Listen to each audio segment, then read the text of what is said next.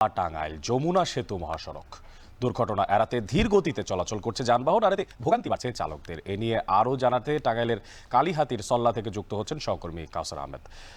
কাউসার, আপনার থেকে জানতে চাই, এই যে কুয়াশার মধ্যে দুর্ঘটনা এড়ানোর জন্য কোন কোন পদক্ষেপগুলো গ্রহণ করা হয়েছে এবং দিনের কখন নাগাদ আসলে কুয়াশাটা একটু পরিষ্কার হচ্ছে, কি তথ্য আছে আপনার কাছে?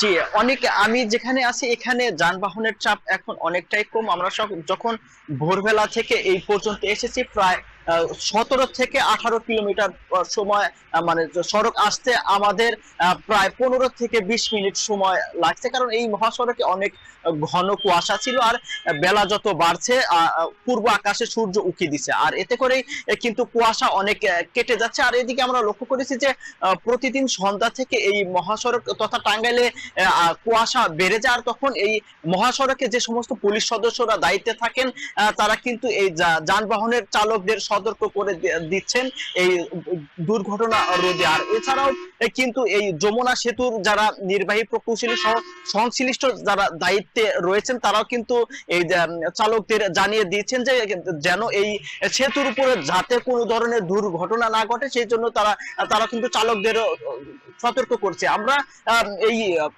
সেতুর যিনি নির্বাহী প্রকৌশলী রয়েছেন তিনি জানিয়েছেন যে এই 24 ঘন্টায় এই ঢাকা টাঙ্গাইল যমুনা সেতু মহাসড়কে প্রায় 18 থেকে 20 হাজার যানবাহন চলাচল করে। আর এইদিকে মহাসড়কের পাশের কয়েকজন ব্যবসায়ী ও পুলিশ জানিয়েছে যে মধ্যরাত থেকে আজ ভোর পর্যন্ত এই মহাসড়কে থেমে থেমে যানবাহন চলাচল করেছে। তবে এই বেলা বাড়ার সাথে সাথে যান চলাচল অনেকটাই স্বাভাবিক হয়েছে। আর আমরা এখানে লক্ষ্য করেছি যে এই মহাসড়কের গুরুত্বপূর্ণ পয়েন্টে কিন্তু গন্তব্যে যাওয়া মানুষ অর্থাৎ যাত্রীদের ভিড় লক্ষ্য করেছি। আর এছাড়াও যারা দিন মজুর রয়েছেন, নিম্ন আয়ের মানুষ যারা রয়েছেন তাদেরও কিন্তু এই শীতের কারণে কাজ করতে খুব কষ্ট হচ্ছে। আর তারা বলছেন যে তারা যে স্বাভাবিক কাজ করতে পারছেন না এই শীতের কারণে। আর এদিকে এই মহাসড়কে কিন্তু আমরা এখনো লক্ষ্য করছি যে অনেক যানবাহন এখনো হেডলাইট জ্বালিয়ে কেউ যাচ্ছেন উত্তরবঙ্গের দিকে, আবার উত্তরাঞ্চল থেকে অনেক যানবাহন হেডলাইট জ্বালিয়ে ঢাকার দিকে যাচ্ছে। তো এই ছিল অনেক আমার কাছ থেকে এই মহাসড়কের সবশেষ তথ্য।